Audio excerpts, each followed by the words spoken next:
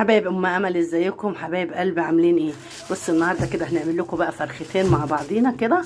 مش هقطعهم، انا بس مطلعاهم من التلاجة، هسلقهم كده صحيين واوريكم بقى هعمل لكم ايه. انا هنا كده حطيت الشوربه، حطيت طماطميتين متقطعين، ورق لورا، توم، حبهان، بصله، قرن فلفل، دول كده انا هحطهم في الشوربه. وهنا حبايب قلب ام امل غسلت الفرختين اهما. بصوا بقى انا هرش جواها فلفل اسمر، تمام. فلفل اسمر كده ايه جواها كده بيبقى حاجه ايه حلوه ليها تمنع الزفاره. انا طبعا غسلاهم بليمون ودقيق، تمام، غسلاهم بليمون ودقيق كده وبس. انا ايه بحب احط فلفل اسمر كده في الفراخ. وهنا مقطعه بصلايه كبيره قوي، تمام. هحط البصل برضو في قلب الفرخه، مع اني مقطعه بصل في الشوربه، بس ده بيديها طعم ملهوش حل. طبعا بصل حلو قوي، بيبقى طعمه في اي اكل كده. وخلوا بالكم يعني انا راميه توم زي ما قلت لكم في الشوربه ومروقه عليها ايه، لان انا هعمل عليها حاجات تاني، ملوخيه وكده اهي، تمام. هنكتفها عشان ما تجريش. بنتي بتقول لي كتفيها عشان متعوده على تكتيفه الحمام والكلام ده، تمام. لا انا هي دي عامه بس الصعيد اسمها تكتيفه كده. وهنا كده بقى ايه،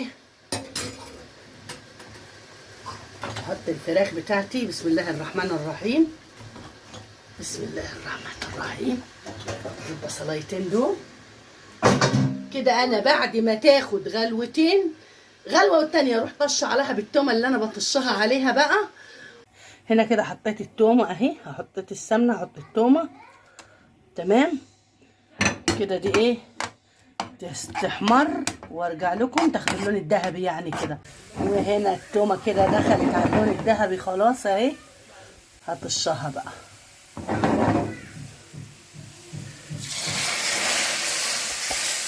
دي بقى ما اقولكوش بقى على روايح الطبيخ كده عامله ايه، يا الله.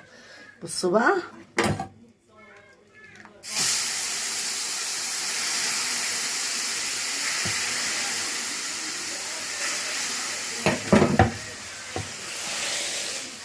هنا بصوا حبايب قلب ام امل، هقول لكم على حاجه.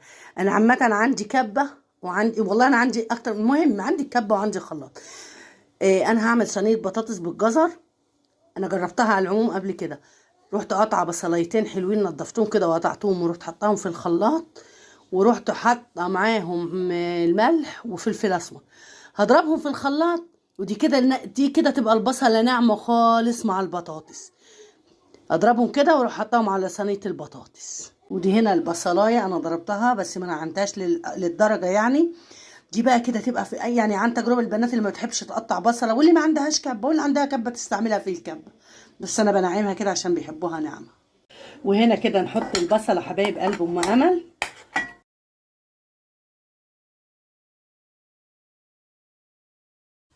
وهنا بقى نحط عليها الطماطم.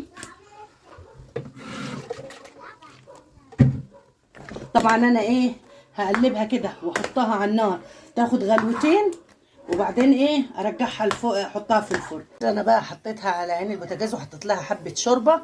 طبعا انا مش هحط لها السمنه غير بعد اول غلوه عشان ما تكبكبش على البوتاجاز. الاكل بعد ما استوت البطاطس، ايه رايكم؟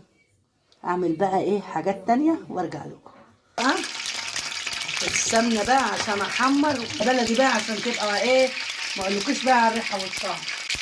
بعد السمنه بقى ما تغلي بسم الله فرجها حلوه حلوه. ايه رايك؟ احمرها بقى كويس تبقى مقرمشه وارجع لكم تاني. ولا بطتك البلدي يا ام امل، تسلم ايديك يا ماما. وعلى الفراخ الحمراء شفتي بطه بلدي. انا بقول كده برضه. استني بقى احط التاني. تسلم ايديك يا ماما. ايه رايك يا وزه؟ تسلم ايدك يا ماما، بجد بجد تحفه. طيب يلا.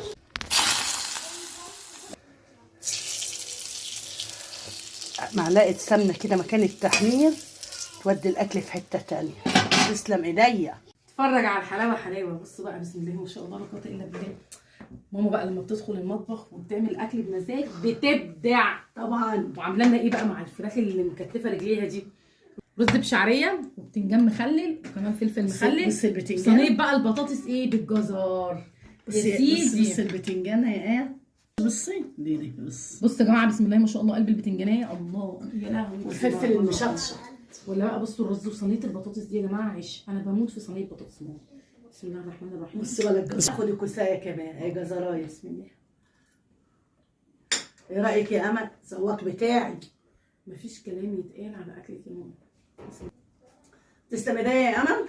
تسلم ايدك، والجزر مسكر تحفه. بصوا بقى البتنجان بسم الله ما شاء الله. ايه رايك؟ جامد يا ماما قوي. ندخل بقى على الكورنيش والجنات بتاع السفره والحلويات.